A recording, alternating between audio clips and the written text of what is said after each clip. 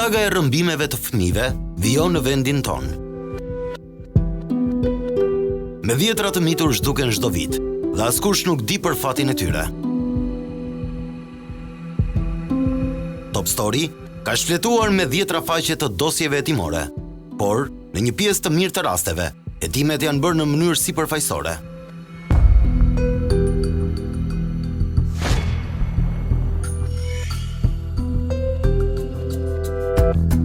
Marteo Bejaj dhe Julian Çelja janë dy djemë të zhdukur. Të dy kanë histori të ndryshme, por rrëmbimi është e përbashkëta e tyre. Në këtë pjesë të dytë, ne do të hedhim dritë se ku ndodhen këta dy djemë.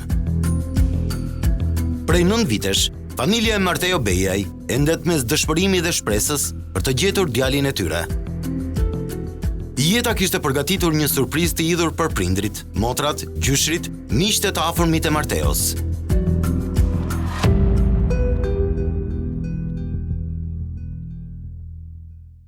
Nuk e mendoja kur që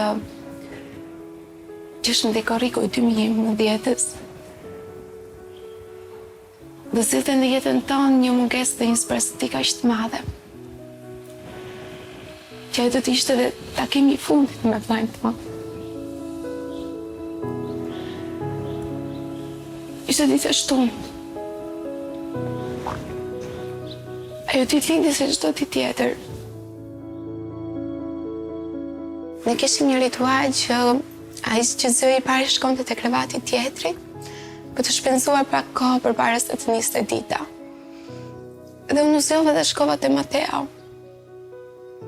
Qëndruam nga një orë, ashtu të shtrirë me njëri tjetrin. Ishte çdo gjë si normalisht. Ai nuk ndau asgjë të çuditshme. Me mua që pas e kam analizuar pas kaq shumë vitesh, nuk vura re asnjë gjë ndryshe të vllai.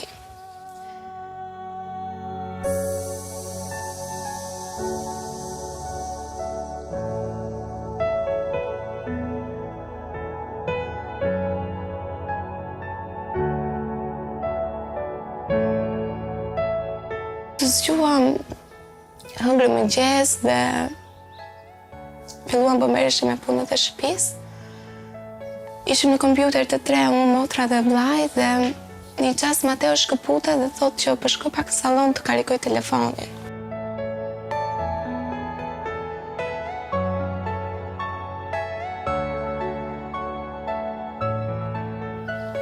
Dhe po karikonte telefonin ndërkohë që ishte duke dëgjuar dhe muzikë.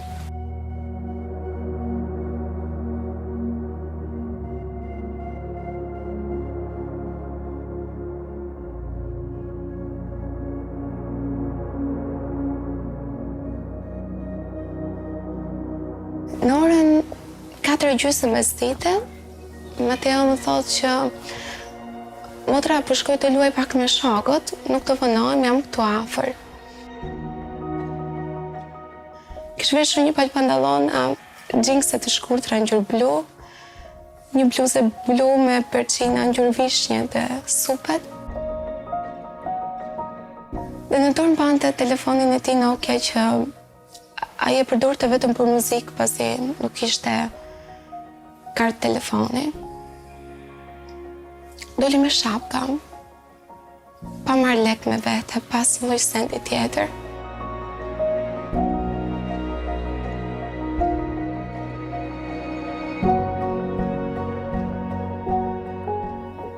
E përsolla deri te dera dhe ai doli ashtu siç ishte.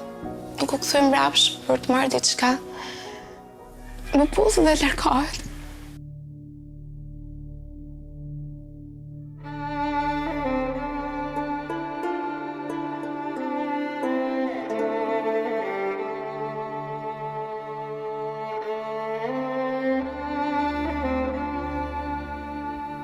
Nuk e mendova se ai do ishte përqafimi jam në fundit.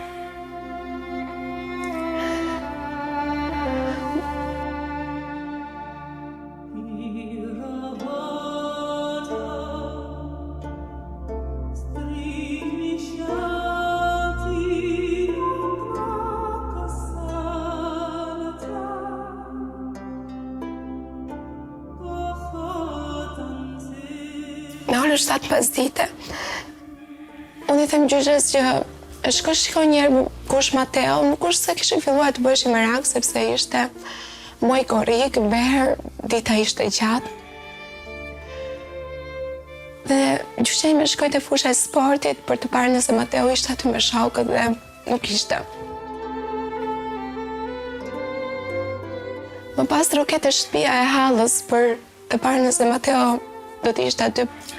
Dhe halla nuk ja derën gjyshes, por thjesht i përgjigje nga citofoni dhe i thot që nuk është këtu Mateo, nuk ka ardhur Mateo. Dhe kaq nuk e fut në shtëpi dhe as në bol, por që nga porta jashtë.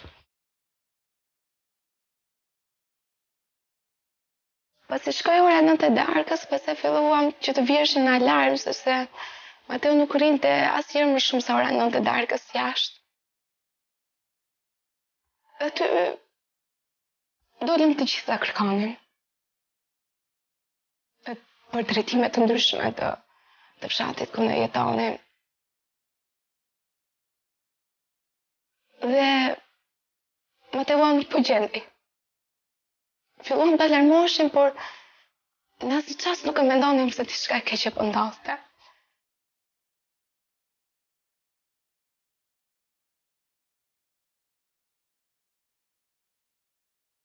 Në pallatin tonë në katin e tretë, Mateo kishte një shokun e tij të ngushtë. Jorgo quaj. Dhe ne menduam se ndoshta kishte shkuar atje të luante te shtëpia e tij. Kështu që shkuam te shtëpia e Jorgos. Prindërit e tij kishin shkuar në një dasëm atë natë aty në fshat dhe ne menduam se ndoshta ashtu duke luajtur me njëri tjetrin i kishte zënë gjumi, ose ndoshta të donim ne të besonim për mos menduar në gjë të keqe, por kjo gjë nuk na qetësoi. E kërkuam gjithë natën bareshtur. Të nesërmen sapo dita goj shkuam në polici. Na qelloi që ishte ditë e diel. Babi bëri denoncimin për vllajin. Dhe procedura e shtetit tonë duheshin që të priteshin 24 orë për të filluar kërkimet.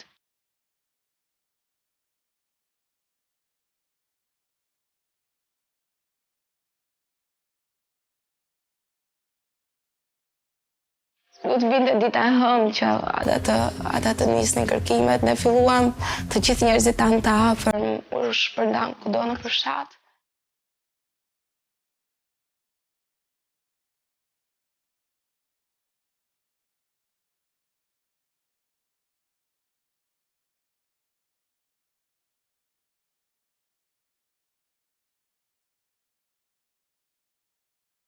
U fillova të pyesja dhe të krijoja një lidhje se ku kishte shkuar Mateo pasi u nda nga mua. Dhe Mateo 4:30 me orën 7 kishte luajtur me shokët e tij normalisht aty në lagje. Më pas në orën 7 mbasdite ishte ndarë nga shokët dhe u kishte thënë që unë po kthehem për në shtëpi. Në orën 7 e kishte parë një kushëri rajon që ishte drejtuar drejt fushës së sportit. Por në 7:30 gjyqja ime shkoi aty dhe Mateo nuk ishte aty. Janë 2 orë 7 minutë që vllai tim nuk e ka parë askush.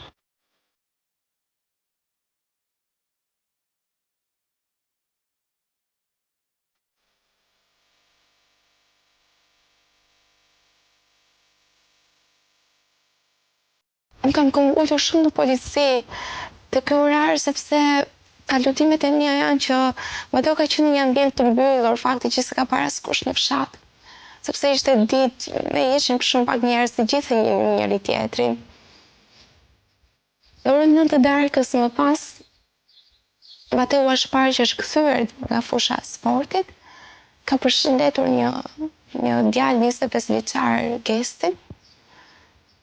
Dhe ai nuk e kishte vënë re nëse Mateo do të merrte drejtimin, sepse ishte një kryqëzim që një drejtim të çonte drejt shtëpisë dhe tjetri të çonte drejt rrugës nacionale. Por babi im ishte duke kërkuar në atë rrugë dhe ata nuk u takuan me njëri tjetrin.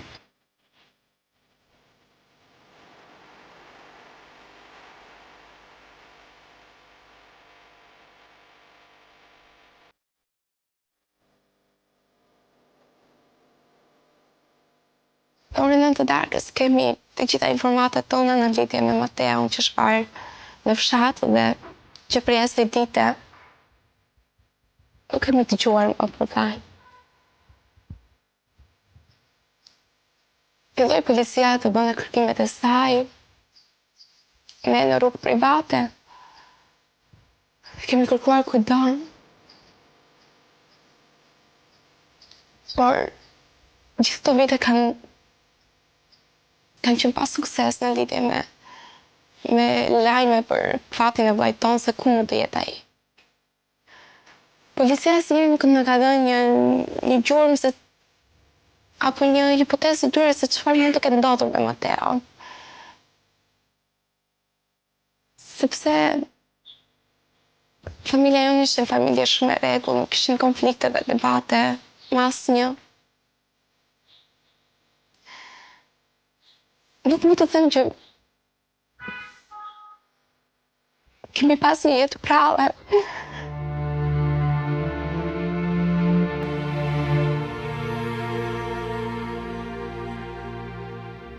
Por kemi pas një familje. Dy prindër të mrekullueshëm, të cilët kanë bërë gjithçka për ne. Kanë sakrifikuar jetën e tyre që të ne të na arsimonit mos na mungon asgjë.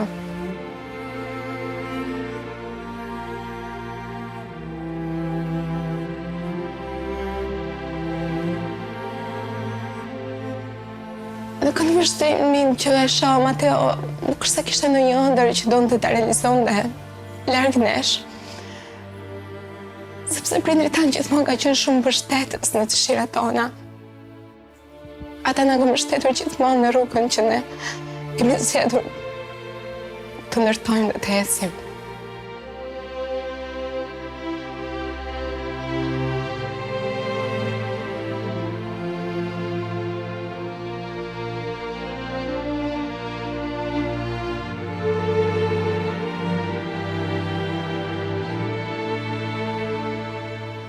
U fillova vitin e parë të shkollës së lartë dhe u largova që nga Vlora në shtator dhe bëj mend që nuk doja të kthehesha në Vlorë pa patur Mateon ose një lajm për ta.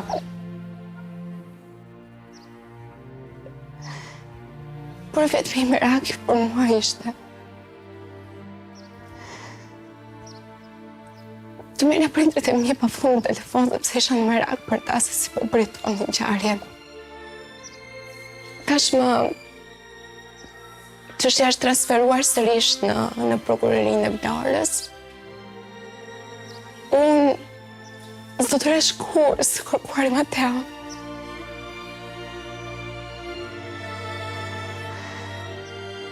Jemi munduar ta kërkojmë edhe për te shteti shqiptar me anë private, me avokat, me agent privat, në për media jemi munduar ta bëjmë publik sa më shumë rastin, jo vetëm në Shqipëri, por dhe në Greqi dhe në Itali. Por mund ta fshej faktin që jam lodhur së trokituri në për institucionet tona shqiptare.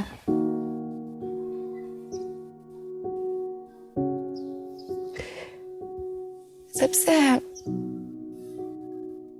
kur bëhet fjalë për fëmijë të humbur, nuk ka kohë.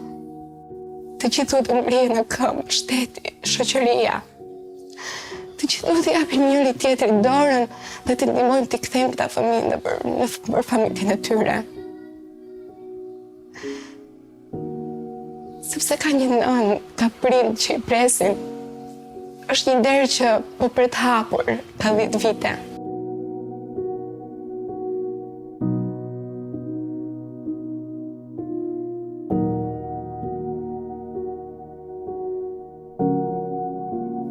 Që e vogël e ka kërkuar dhe ndëruar të kisha një vlla. Dhe Zoti e solli në jetën tonë si një bekim. Mrekullinë e jetës tonë gjën tonë të shtrenjtë. Këtë them se sa shumë të tua dhe se sa shumë më mungon.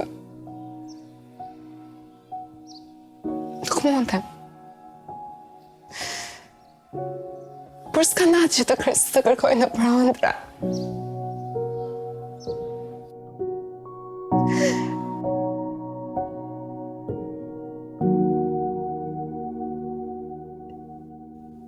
Do ka shumë të përqafoj dhe të ndjedhe njëra aromën tënde. Por, sot, nuk dua të flas për dashurinë e motrës dhe i vllajt. Por dua të drejtohem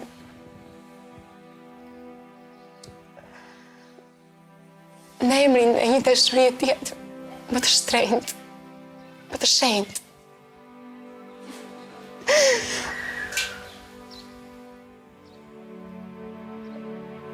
Kam pak kohë që jam bërë nën.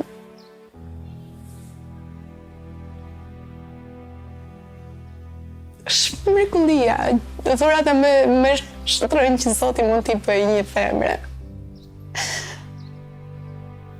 Vetëm nëna. Është aftë t'i japë çdo që nga vetja për fëmijën e saj, çdo sakrificë. Dhe në këmbim, kërkon vetëm një përqafim. Vetëm që përpara syve të këtë fëmijën e saj. Shtrenjtë jonë. Theo.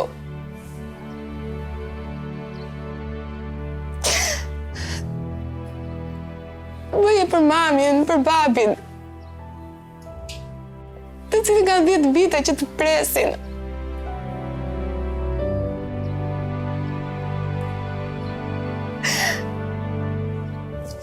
Kemi shumë nevojë për ty.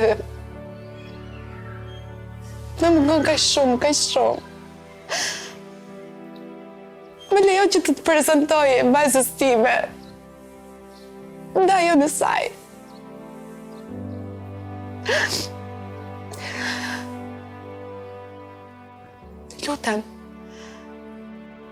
I lutem të gjithë njerëzve që mund të tim për vllajin. Le të më zemrën në dorë dhe le ta kthejmë të gjithë së bashku këtë fëmijë në këtë familje që mungon prej kaq shumë vitesh. Lutem gjitha institucionet me zemrën në dorë. Mendoni vetëm për një çast, sikur ky është rasti juaj. Mendoni vetëm për një çast që s'keni pranë vetesh fëmijën tuaj. Dhe vetëm atëherë, të gjithë së bashku të punojmë me përgjegjësi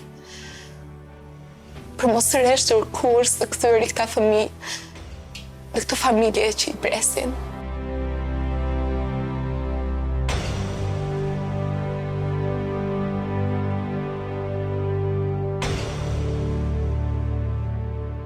Një lutje për Marteon ka edhe nëna e tij.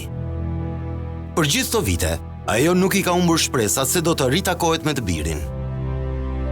Vetëm një telefonat dua, të më thotë që jam mirë me mama, apo jam filan vend që më të mbush mendje. Vetëm këtë dua në Mateua. Ose ndonjë tjetër që di vendodhjen e Mateos, i lutem, i përgjirohem. Nëse shprind më kupton shumë mirë. Kam djalë të vetëm, dritën e syrit, se kisha borxh asnjëriu.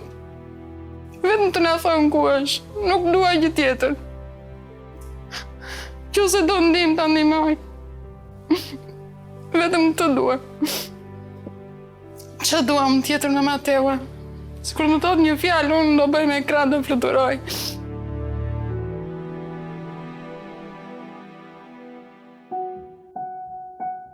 Dosja e humbjes së Marteos, nga korriku deri në shtator 2011, ka qenë në policinë e Vlorës. Më pas, për të intensifikuar kërkimet, kaloi në prokurorinë e krimeve të rënda në Tiranë me prokuror Ardian Nezhën. Sipas motrës së Marteos, 2 vitet e para kaluan shumë shpejt për shkak të ankthit dhe padurimit për të gjetur djalin e vogël. Sot, pasi kanë kaluar rreth 9 vjet, familjarët e shohin me dyshim angazhimin e prokurorit Ardian Nezha, nëse i ka kryer siç duhet hetimet në atë kohë. 2 vitet e para kanë qenë të qëndrueshme sepse çështjen ka pasur Adrian Nesha, por nuk e di nëse ai bëri të pamundurën.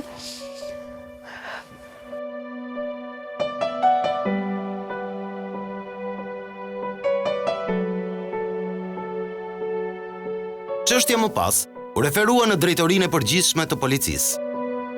Sa herë që Fabiola shkonte aty, gjente gjithmonë një oficer të ri, i cili kërkonte t'i rrëfente ngjarjen nga fillimi. Më desh të trokisja ndërpërtoj institucione kaq të ftohta ku që shumë e vështirë që të hapesh në dyer. Do prisje me radhë të gjata për të pasur një takim me prokurorin.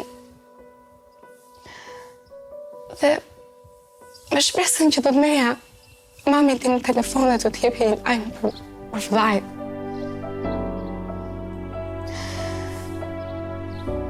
Por takim pas takimi, asgjë të re s'kishte asnjëherë, sepse nëna kërkoi vetëm të dëshmonin se si kishte ndodhur ngjarja. Nuk bëheshin kërkime, nuk gjendeshin prova, por thjesht rrëfime dhe dëshmi që merreshin dhe kaq.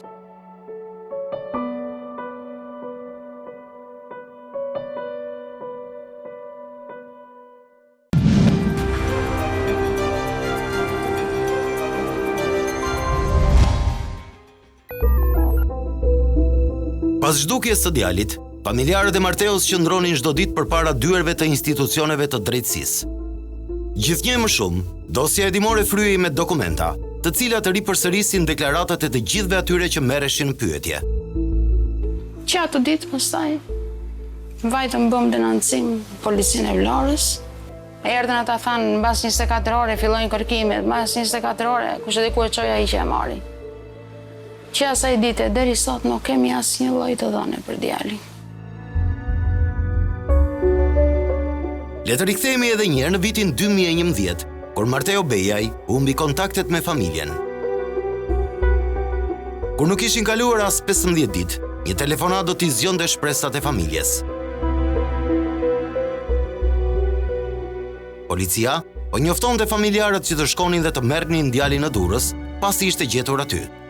Ishte djali 15 ditë i ikur, në kërkime sipër na marri në Durrësi, në policie, drejtori i policisë të Durrësit, na thonë që është gjetur Mateua. Na vinë ca bashkëtarët tanë, ata shakajt, me vrap me makinë se ishin lajmëruar dhe ata nga Arben Malaj që djali është gjetur.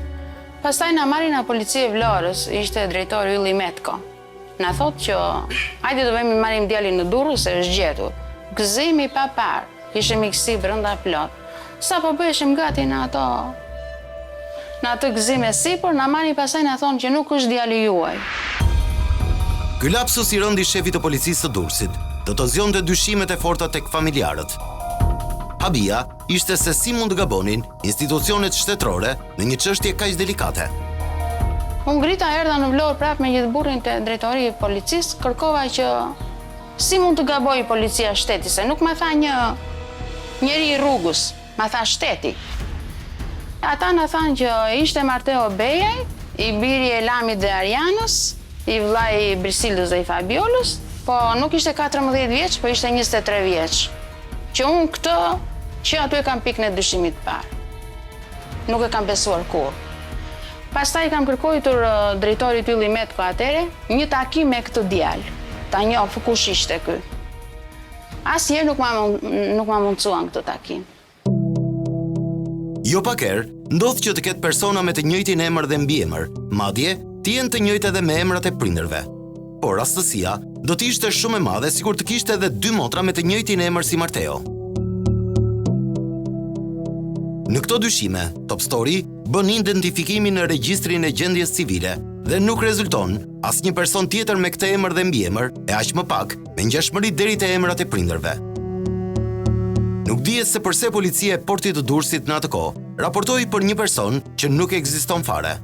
Ndoshta ka qenë vërtet Marteo, i cili po transportohej jashtë kufirit, apo ka qenë një lapsus i një prej oficerëve të policisë.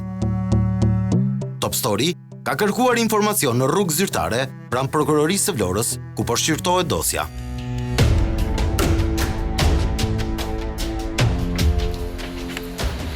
Dua të përgjini të test, në në të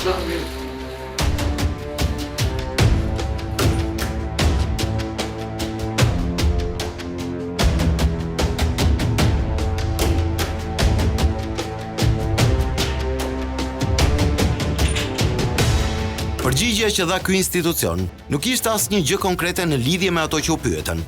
Kjo nxiti edhe më shumë dyshimet e stafit tonë që arritën të sigurojnë në rrugë jo zyrtare dosjen e Marteo Bejaj. Fillimisht, të bie në sy volumi i madh që ka kjo dosje. Nëse fillon të lexosh, në brendësi të saj, do të shohësh se sa herë që çështja kalon nga një dorë në tjetrën, rifillon procesi nga fillimi. Pra, merren përsëri dëshmi dhe nuk kryen hetime konkrete. Një detaj që tërheq vëmendje në këtë çështje është edhe dyshimet që ka familja ndaj hallës së Marteos, Mariana Brahimaj. Di që djalim ka ikë në halla dhe e kërkoj tek ajo. Pikë nisja e fundit ka qenë nga halla, se ka qenë 3 ditë dhe 3 net tek halla. Edhe kur me iku djali ajo hallë, nuk është se erdhi u interesua që qa u bëa, qysha teka, po dhe kur erdhi thoshte që ti mos qaj se djali ha mishe oris, këtu është, do vi, ha mishe oris djali, thashtë. Po ku është, me? Pastaj na dolën muhabete do 20.000 euro djali të dalë, e të tjera muhabete më të keqen motra lloj. Shtet s'ka, se po të kete shtet, mase do kështë dalë një gjë. Pas fjalëve të hallës se djali ishte mirë, familja filloi të dyshonte se ajo ka lidhje të drejtë për drejtë me zhdukjen e Marteos. Për këtë arsye, në mënyrë individuale i kanë vënë një person që të vëzhgojë lëvizjet e saj. Ishte shtator, kur Mariana Brahimaj, e veshur me një fustan blu dhe një çandore, po vëzhgoi nga një agent privat. Ajo ka hyrë në një dyqan dhe ka bler një çadër dielli ngjyrë të bardhë.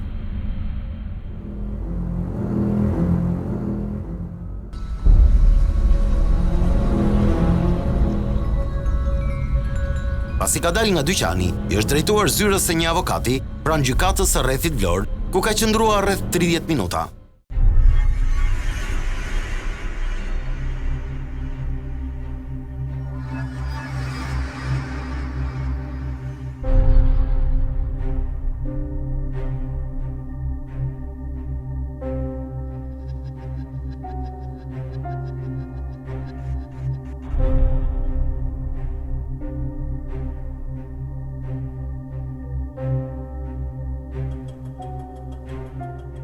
Më pas, ajo ka hyrë në një zyrë tjetër, ku ka qëndruar fare pak minuta.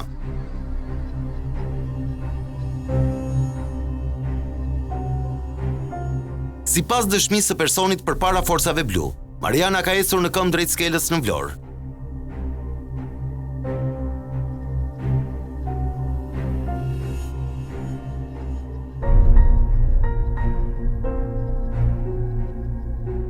Më pas, ajo është futur në një dyqan që thoshte 30 deri në 50% ulje.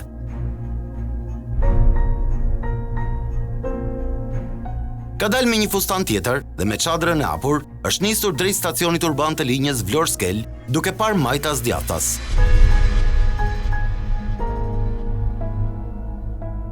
Mariana ka vazhduar rrugën me autobus deri te Riviera. Aty ka zbritur dhe ka vazhduar rrugën në këmbë drejt portit Vlorës.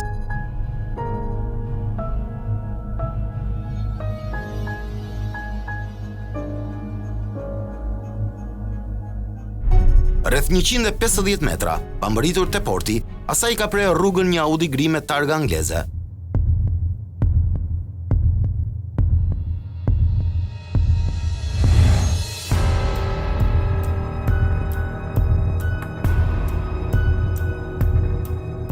Ajo është ulur në vendin e parë dhe makina është kthyer pas duke shkuar drejt spitalit psikiatrik.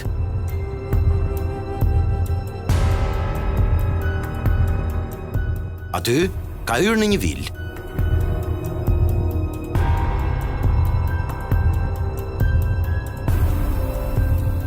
Pas 15 minutash, Mariana Brahimaj ka dalë me një makinë tjetër të zezë me targa angleze. Ata i kanë shoqëruar 2 burra, të cilat janë ulur para, ndërsa ajo është ulur pas. Aty, personi që po e ndiqte humbi gjurmët e saj. Babai i Marteos dhe vllai i Marianës, me të mësuar këtë, është kthyer menjëherë në fshat dhe ka pritur të motrën. Ajo, ata ditë është kthyer rreth orës 18:00 dhe nuk ka kaluar në rrugën kryesore të fshatit Fitore, por në një rrugë dytësore. Top Story ka udhëtuar drejt fshatit Fitore. Kjo është shtëpia ku rrit dhe prej nga doli për herë të fundit Marteo Bejaj. Të gjithë njerëzit në fshat flasin për një familje shëmbullore dhe që nuk kishte konflikte me askënd. Po këtu në fshat vazhdon të banojë alla e Marteos. Nisur nga dyshimet që familja ka për të, Top Story donte t'i jepte mundësinë që ajo të tregonte variantin e saj për zhdukjen e Marteo Bejaj, por reagimi ishte ky. Mos më bëj pyetje. Të lutem. Është mbyllë. Po vajza juaj që është një moshë me Mateon. Fare s'ka punë vajza. Po jo, duke qenë se ka qenë një moshë me Mateon, se ndoshta kanë folë si njëri tjetër. Kanë folë me njëri tjetër. Io do bëj gazeta. Dasë mos do vetë. Dasë mos e ka. Hajde po të dhe. Shkoj punë tuaj. Për hallën ka folur edhe vetë djali i saj. Ka biseduar me kunaton tjetër që kam unë ose me tezën e tij në Itali.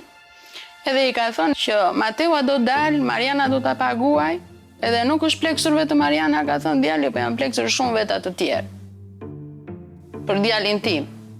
I kemi marrë të gjitha këto të dhëna, ja kemi kaluar Adrian Nezhës, ai e ka ndjekur çështjen e djalit ton vite. Ka folur dhe ai vetë prap me kunatën time nga Italia që e ka shprehur dhe me gojë ajo që kështu.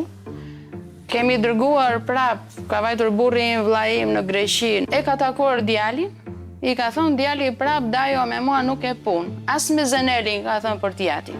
Ke punë vetëm me Marianën, e ka pranuar djali.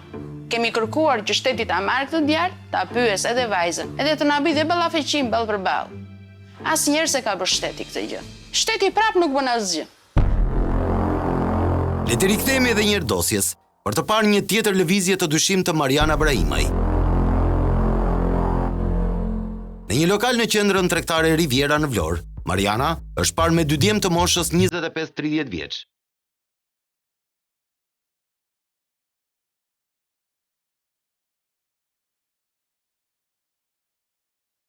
Ajo kishte veshur një bluzë të kuqe me mëngë të shkurtra dhe një fund ngjyrë gri. Nga biseda u dëgjua se po diskutonin për një shumë prej 700 euro.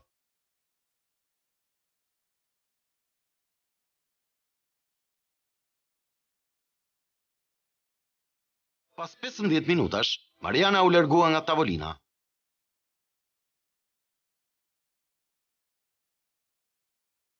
Pas kësaj, familjarët e Marteos kanë shkuar dhe kanë deklaruar gjithçka në polici.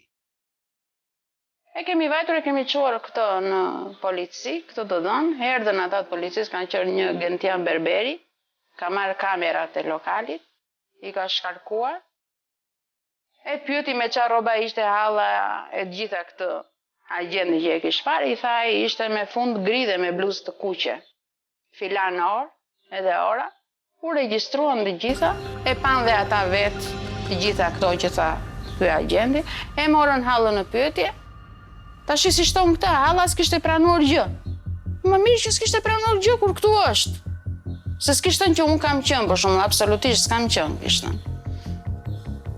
Pritë më bëjë diçka ta shtrëngonin, mos nxirri djalin absolutisht asgjë. Na thanë kështu që kësaj tani do t'i vënë çelësat në fund të detit.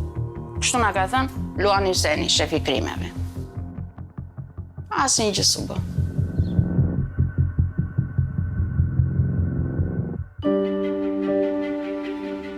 Sipas fakteve në dosje, Mariana Brahimaj është marrë në pyetje për lëvizjet e saj në Vlorë në të dy rastet e raportuara si të dyshimta. Ajo i ka muar të dyja herët para efektive të policisë, edhe pse ka prova me video se ajo ka qenë në qendrën tregtare duke pirë kafe me dy djem. Një mister tjetër në dosje mbetet zbulimi të dhënave se kujt i përkisnin makinat me targa angleze. Gjithashtu, nuk ka asnjë të dhënë që të tregojë se policia është interesuar për të parë se në pronësi të kujt ishte vila që ka shkuar Mariana Brahimaj. Por çfarë mund të ketë ndodhur me Marteo Bejajin, 15 vjeçarin e zhdukur rreth 9 vite më parë? Një alternativë e mundshme është që Marteo të jetë bërë dëshmitar i një lidhjeje jashtëmartesore të hallës së tij. Për këtë arsye, ai ndoshta është eliminuar. Një pjesë tjetër për ngjarjen është rrëmbimi për trafikim organesh. Në Shqipëri deri në vitin 2016 ka ushtruar aktivitetin e tij një shtetas ruso-izraelit që ishte dënuar më parë për trafikim organesh. Nga të dhënat rezulton se shtetasi Boris Igor Wolfman është i përfshirë në transplantimin ilegal të organeve. Ky shtetas ka zotruar 2 kompani në Shqipëri, konkretisht shoqëritë Just Save Life dhe AVS Investment Group. Një prej këtyre kompanive ishte regjistruar në qendrën kombëtare të biznesit dhe gjendej në rrugën Myslim Shyri. Aktiviteti i saj ishte turizmi mjekësor, ku përfshinte edhe ndihmën për transplant organesh. Ai ka patur bashkëpunëtor shqiptar dhe të huaj në këtë aktivitet. Edhe pse Boris Wolfman ka qenë i dënuar dhe i kërkuar nga drejtësia në disa vende të botës për transplant të jashtëligjshëm, duket se në Shqipëri gjeti oazin që të rifillonte biznesin. Ky person ka realizuar transplantet e jashtëligjshme në Izrael, Turqi dhe Kosovë. Duke qenë se në Shqipëri ka patur klinikat e tij, si dhe bashkëpunëtorët e tij janë nga Vlora dhe Fieri, nuk përjashtohet mundësia e përdorimit të fëmijëve për trafik organesh. Sipas dëshmive të banorëve të fshatit Fitore, në 16 korrik 2011, Nathan Kurumbi Marteo është parë një foristrat që kaloi me shpejtësi që nuk lejonte të shije brenda saj nëse kishte njerëz dhe sa ishin. Ajo troqi vëmendjen e banorëve pasi kishte ardhur me shpejtësi nga qendra e fshatit dhe ishte larguar në rrugën kryesore. Që prej asaj dite, askush nuk e ka parë më atë makinë. Sa herë vemi edhe kështu na thonë që përderisa s'ka gjë të keqe, djali është mirë. Po ku është ky djalë? Janë 10 vjet, nuk janë 10 ditë, janë 10 vjet. Ku ha, ku pi, ku është rritur, ku është edukuar. Se di me kemi, as se kemi. Sytë vetëm në Zoti i mbajnë.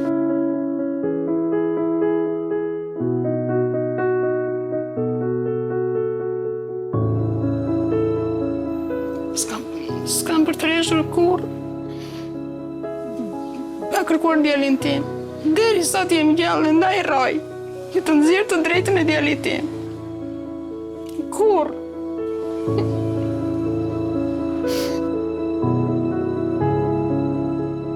Përveç alternativave që djali i zhdukur mund të jetë vrarë, është edhe një mundësi tjetër. Ai mund të jetë rrëmbyer për qëllime trafikimi ose shfrytëzimi në vendet e Bashkimit Evropian. Referuar eksperiencës në vendet e tjera, qoftë Bashkimit Evropian, qoftë Shtetet e Bashkuara të Amerikës, ka dhe raste suksesshme edhe pas 15 viteve apo pas 20 viteve të cilët janë gjetur. Ndaj parimi është që përderisa nuk kemi le të themi një akt, pra ose ekspertizë të gjetjes së një trupi të një fëmijë i cili është i vdekur apo është i gjallë, do të thotë që shpresat anojnë më shumë tek pjesa që ky fëmijë mund të jetë gjallë. Dhe ndoshta edhe pas disa viteve, nëse intensifikohen kërkimet, mund të ndodhë që mund dalë një pistë e re, e cila mund të çojë drejt sipardhjes së këtyre rasteve, dhe në të njëjtën kohë, nëse ato janë gjallë, mund të çojë drejt lokalizimit të tyre ku janë dhe ata mund të bien kontakt me familjarët e tyre. Çështja tani është rikthyer përsëri në prokurorinë e Vlorës. Shpresojmë që pikpyetjet që kanë mbetur pa përgjigje nga kjo çështje të hetohen. Më kryesorja është që familjarët të mësojnë të vërtetën rreth Marteo Bejaj, nëse është gjallë apo është vrarë.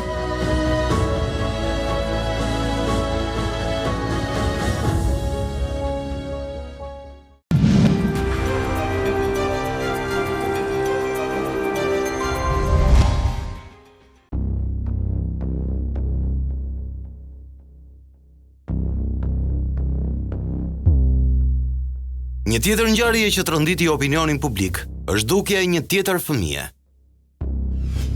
Historia e Julian Çelës është ajo që na tregon se të gjithë jemi të rrezikuar nga fenomene të tilla. Madje në Shqipëri, fëmijët nuk janë të sigurt as pranë banesave të tyre. Çështjet e fëmijëve të humbur apo rrëmbimit apo largimit nga ambientet familjare janë çështje që është shqetësuese për sa i përket realitetit në vendin tonë. E premtja 30 nëntorit 2012 do të ishte e zezë për familjen e Julian Çelës. Në atë ditë nuk e di aq u tronditëm se ne kemi tonë një shumë teze më të afërt s'ke ku të vesh. E përjetuam shumë keq. Djali i tyre në atë kohë vetëm 10 vjeç, ka dalë nga banesa rreth orës 2 të drekës. Pasi është takuar me disa shok, ka hyrë në një qendër interneti.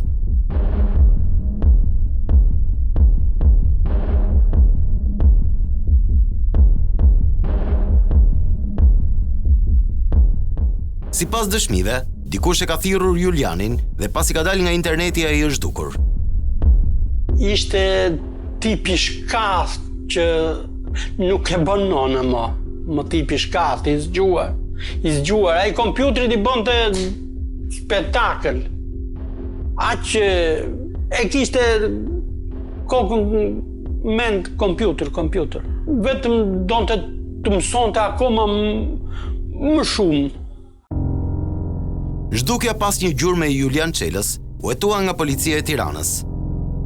Denoncimi i prindërve për largimin e Julianit fillimisht u mor si një denoncim rutinë që kishte lidhje me largimin e një fëmie nga banesa dhe nga prindrit e tij. Në atë kohë, u mbajtë nën vëzhgim shumë shok të 10 vjeçarit, për të cilët kishte dyshime se shoqëroi kohët e fundit.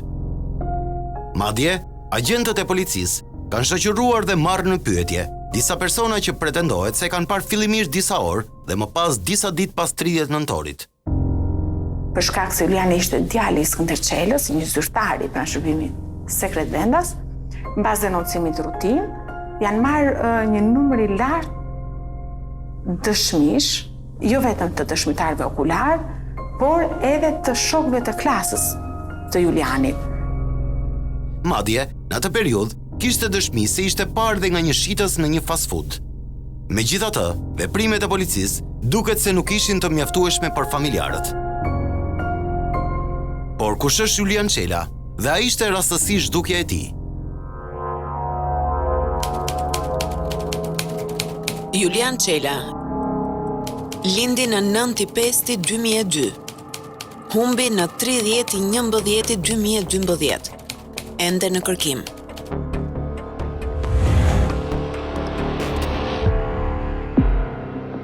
Në atë kohë, policia arriti që të identifikonte personin që e thirri Julianin kur ishte në qendrën e internetit.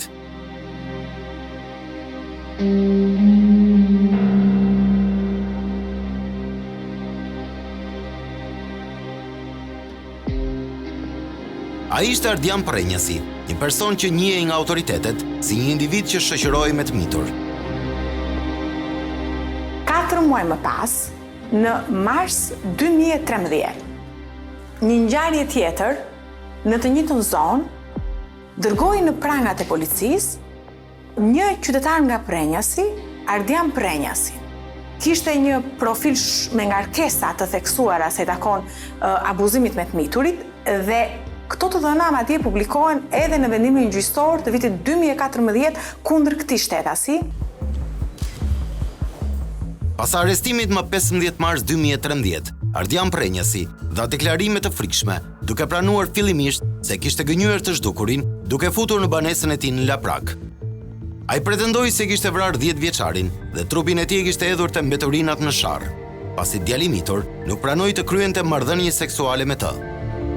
Ky shtetas tregoi në polici dhe pranoi se ai kishte rrëmbyer edhe Julian Çelën. Për këtë shkak, jo vetëm policia, po edhe forcat ushtarake, është një nga rastet e rralla ku edhe ushtria është përfshirë në kërkime shumë intensive, disa mujore, në sharr. Në sharr u bën kërkime pafund dhe nuk u gjet asnjë gjurmë.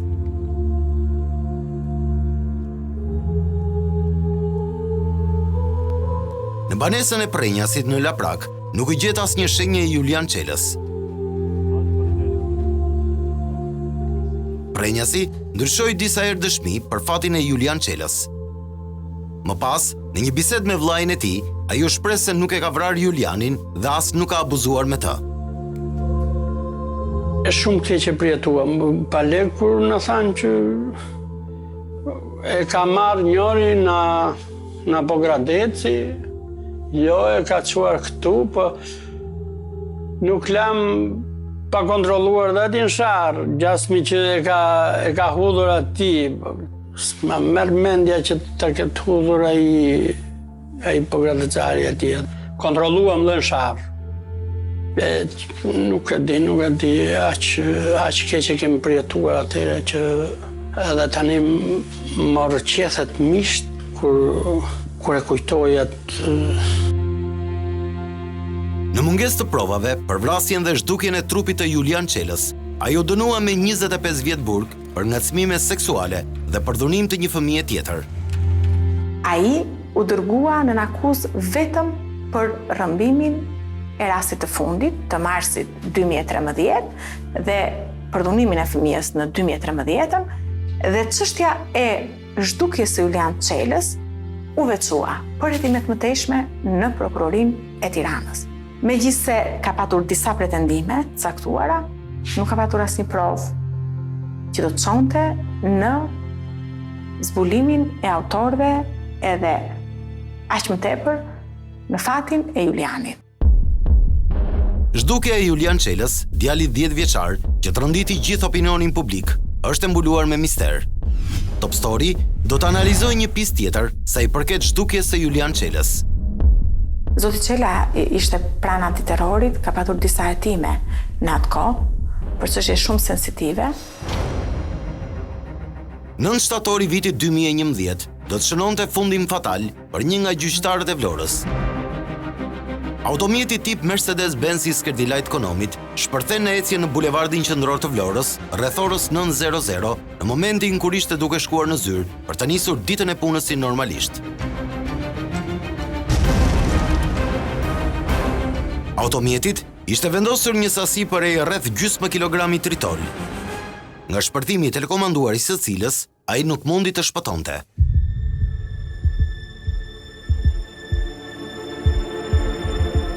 Ekzekutimi mafiozi i Skërdilajt Konomit shkundi strukturat shtetërore që të vijen në lëvizje për zbulimin e autorëve.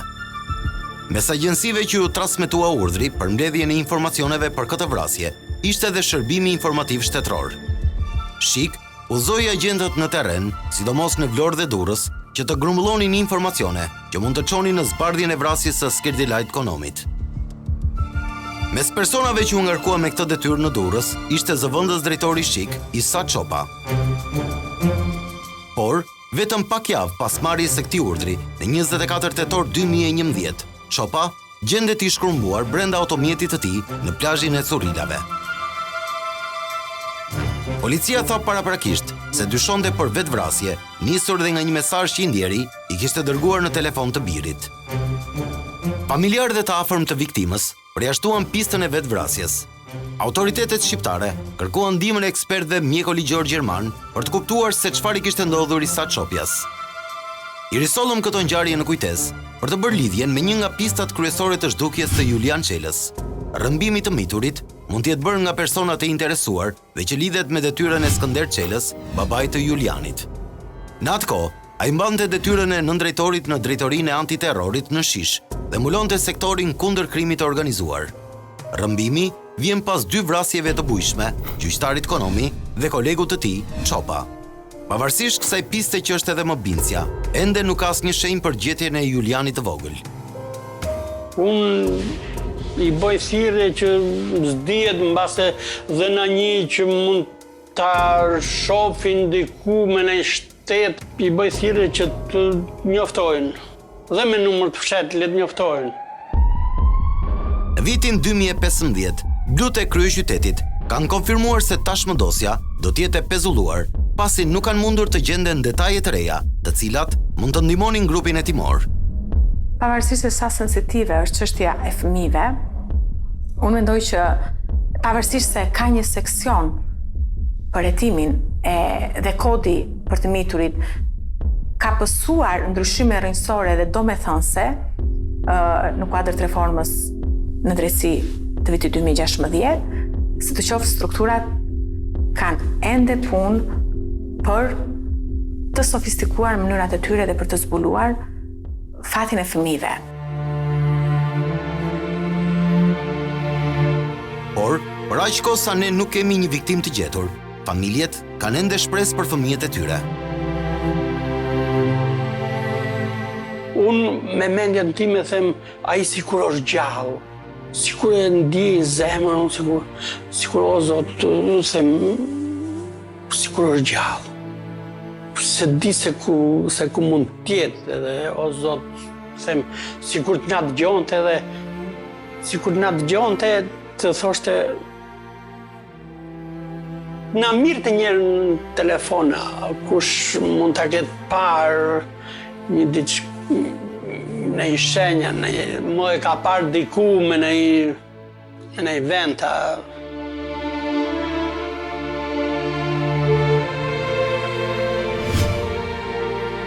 Nëse vitet e para Greqia dhe Italia kanë qenë destinacionet ku trafikoheshin fëmijët shqiptar, tani arta është pasuruar. Anglia dhe Gjermania janë kthyer në dy vendet kryesore për trafikimin e fëmijëve shqiptar. Anglia është një destinacion i cili është kthyer tashmë një destinacion për sa i përket trafikimit të fëmijëve. Gjithashtu është edhe pjesa tjetër, pastaj është Gjermania është kthyer një destinacion dhe kryesisht Hollanda. Kemi një rënje të trafikimit apo të lëvizjes së fëmijëve apo kalimit të fëmijëve apo drejt Greqisë dhe Italisë dhe një rritje drejt Gjermanisë, Hollandës dhe Mbretërisë Bashkuar. Por Mbretëria e Bashkuar mbetet destinacioni kryesor për shkak të edhe të emigracionit që po bëhet, për shkak që është kthyer një destinacion për shqiptarët të cilët po emigrojnë. Ky dokumentar është një apel i fortë për çdo prind që të monitorojnë çdo moment fëmijët e tyre. Pasi jetojmë në një kohë ku akmarrja dhe perversiteti nuk kursen asnjë moshë.